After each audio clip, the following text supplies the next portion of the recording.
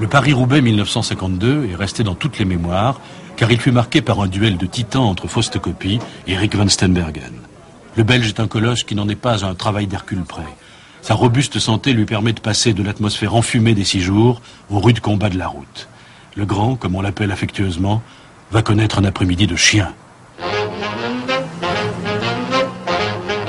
Tandis que Coppi caracole en tête en compagnie de Kubler et de Dupont, Rik accomplit un premier exploit en comblant seul un écart de près d'1 minute sur les leaders. Coppi devine ce que cette poursuite a dû coûter à son rival. Il n'a pas l'intention de le laisser récupérer, alors il attaque, impitoyablement. Kubler cède le premier.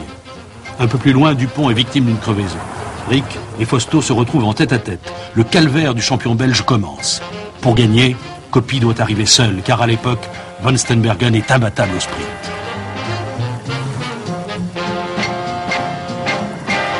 Dans la côte de M, Coppi comprend que Rik ne le lâchera plus. Il se redresse et lui donne une tape dans le dos, comme pour l'inciter à prendre le relais. Rik n'aurait accepté ce geste d'aucun autre. Mais il s'agit d'une affaire entre grands seigneurs, un code tacite auquel nous, pauvres mortels, n'avons pas accès.